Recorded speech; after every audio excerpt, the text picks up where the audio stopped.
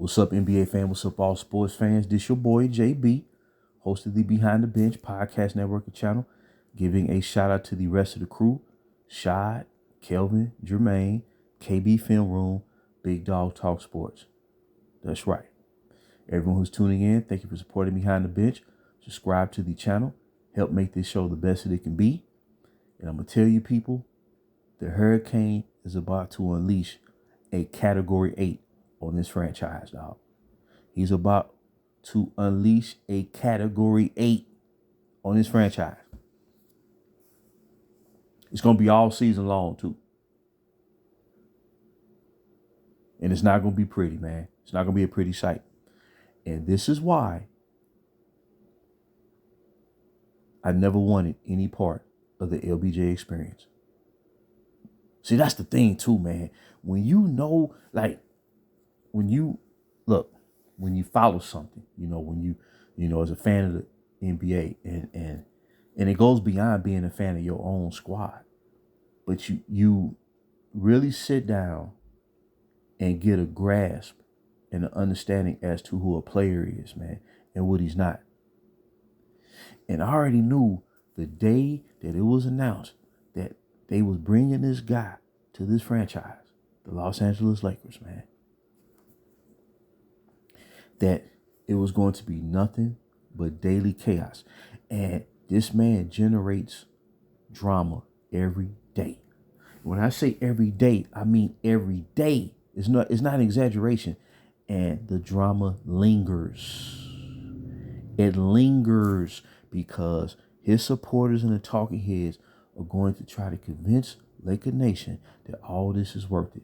You had a talking head even acknowledge at the start of this mayhem, the day they brought him to the franchise. I know he brings drama. But it's worth it. No, it's not, man. I would be happier with my real squad, man. I done said it a million times. This guy, he because of what is constantly said about him, what the talking heads try to convince people of,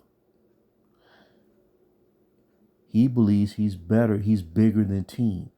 That he's bigger than the game.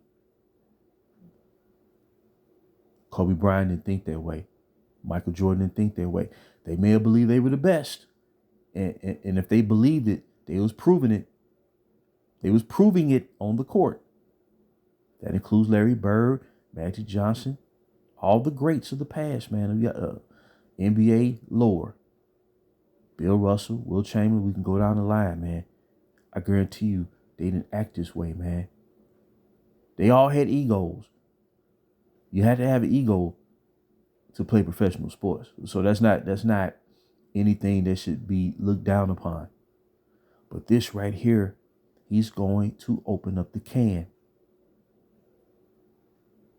All season long. That's what he's going to do.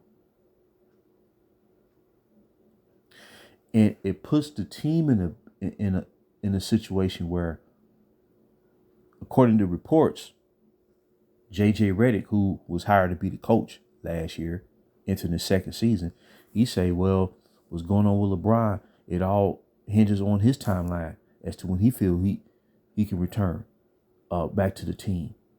And reports are, he hasn't even been really practicing with the team.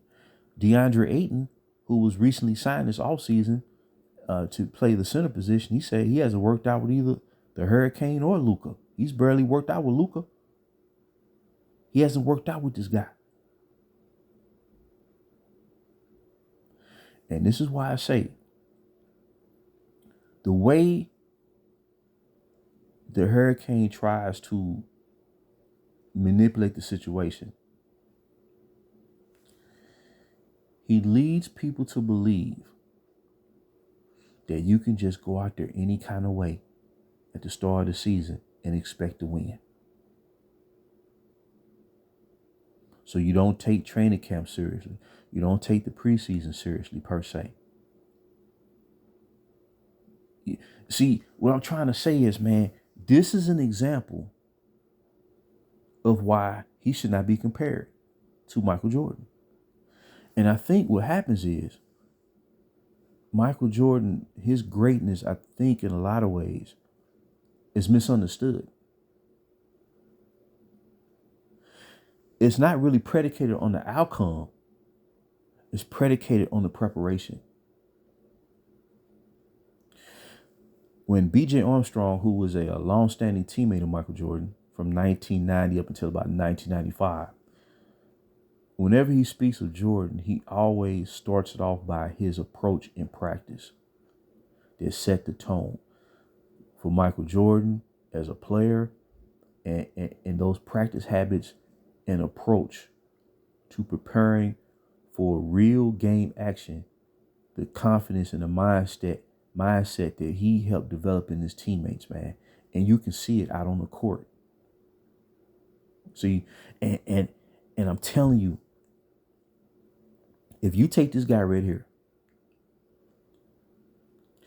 and you match him up with Michael Jordan, and I'm going to say during their prime years,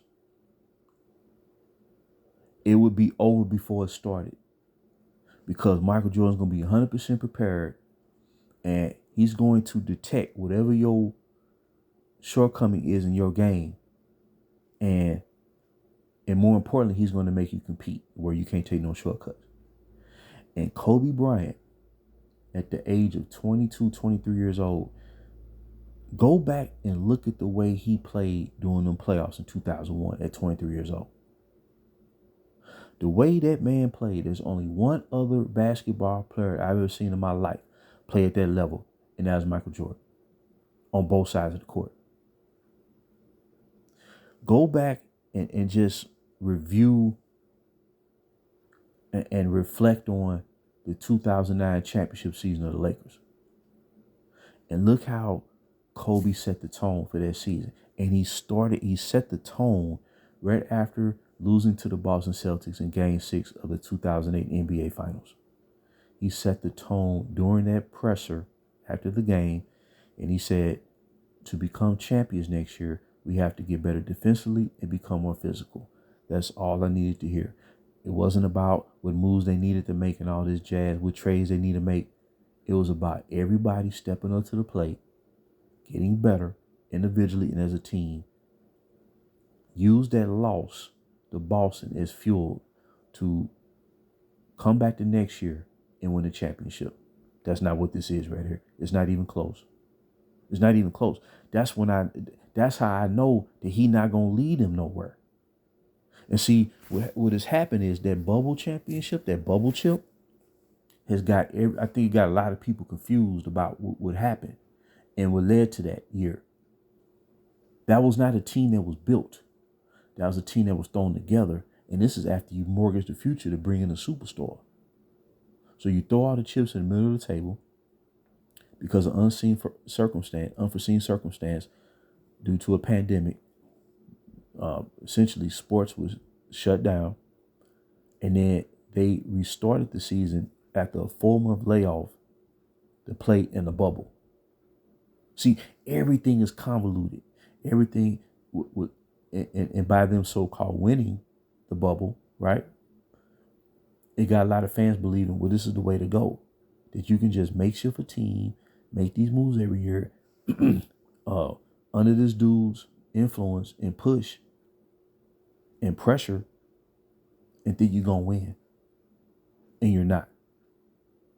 And the reality is, he has set this franchise back years.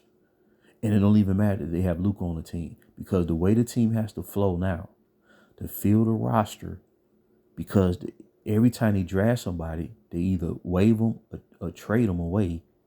You can't really build nothing as far as a foundation. You always have to roll the dice, try to make blockbuster trade, try to get free agents, low tier free agents to sign for the cheap, and then you gonna go out there and win a championship. There's no way. It's not gonna happen. It's not gonna happen. But once again, this dude is pulling the stunt. He's pulling the stunt because part of it is he's trying to convince himself that, quote unquote, he can deliver, And over these past three to five seasons, they've gotten eliminated in the first round. And it mainly results in him having the ball in his hands at the end of these games, having possession of the basketball in his hands at the end of these games. This past season versus Minnesota in the first round, in the first round, 2024 versus Denver, and that first round loss to Phoenix in 6 games. And now he's sitting out on the team, and everything is under his timetable as to when he's going to return. So everything is in limbo. The JJ Redick don't know what to say, right? His teammates don't really know what's going on. It's total chaos, man. And that's why they never should have brought this dude to the franchise. Because you had young men out there that was giving you 150%, wanted to represent this franchise in a definitive way, and you know, bring forth their sense of pride, their real pride, wearing that jersey. That's not what this dude, he don't project that. Because he's not really connected in that way. Because for all practical purposes, he should still be in Cleveland. And that's what it comes down to. So, ain't no telling when this dude gonna play, man. And for all practical purposes, this is why the league needs to move on. What you holding on to? You've had 5 years after the bubble, even in year 1, when they didn't make the playoffs. He's showing you who he is. And his fans going to take offense to this and all this stuff, man. But a franchise is being held at bay, being held at arm's length. They have to cater to his every whim, and they're not doing anything in terms of winning. I enjoy the rebuild process, starting all over. When a player like Kobe, the late great Kobe Bean Bryant, retires, you have to start over. There's really no other option, and it's a beautiful thing. An amazing chapter ended. You can begin the precipice of starting a new chapter. And all that was stripped away. And I got to sit here and look at this nonsense, man. So at the end of the day, when all this is over, when he's finally off the team, I encourage and ask fans, just look back at these years and just be honest to yourself. Was all this really worth it? I put it this way. Did you expect more? Let me put it that way. Because what was sold to us was this dude was going to lead the Lakers to a whole bunch of championships. But I knew better, man. I knew better. Because I didn't see real championship basketball. Not just from the Lakers, but from other successful teams that have won championships or had long-standing run. That's how I know this team ain't finna do nothing year in and year out. It's smoke and mirrors. And it's because of the mentality that has been adopted by this franchise and having this dude on the team. And now, man, he just out there. Basically, he's sitting down on the team. That's what he's doing. He's sitting down on the team, man. That's basically what he's doing, man. Because his supporters got him thinking that he's bigger than the game, dog. There's nobody bigger than team, dog. Even Michael Jordan, you know, since they bring a Michael Jordan name all the time, Michael Jordan never, and I kid you not, I watched Michael Jordan's entire career when he entered the professional ranks in 1984, up until his first retirement in 1993. He never thought he was there when they started from the bottom and worked his way to the top. Like he said, it was a 7-year struggle. So therefore, yeah, he does have certain liberties because he was there from 3 years before Scottie Pippen and Horace Grant got there. And then later on, Bill Cartwright and everybody else who contributed. But he never came across or never gave the impression that he felt that he was bigger than the team or that he was bigger than the game. And he never did that one time, people. One time. He showed up, man. And see, his success, not just lifting his team to championships, he uplifted the game of basketball, man, to where he set the bar so high that the players who followed him, like Kobe Bean Bryant, like Kobe Bryant said, man, you don't have me without me learning from Jordan. You see what I'm saying? But Kobe had his own talent and ability, But he gravitated to a player like Michael Jordan to understand this is what you really have to do to be great. That's what I'm referring to. So he set such a positive example, man. Just the esteem that you felt, man. Like you had to respect that dude, man. But this guy, and unfortunately, it's the polar opposite. He's sitting down on the team, man. That's what he's doing. But he wants them to hold on to a notion that he's the top dog and that he can lead them. But it's not there. That's the problem. And so, like I said, at the end of the day, someone's going to have to step in and put it into it, dog. Who is going to be? I don't have a clue. Somebody got to step in, man, and put it into it. So once again, it's gonna be another season of chaos. I already know it. But I just want to drop this nugget. Please leave your comments and thoughts. And as I love to say, until next time, JB, BTB, behind the bench.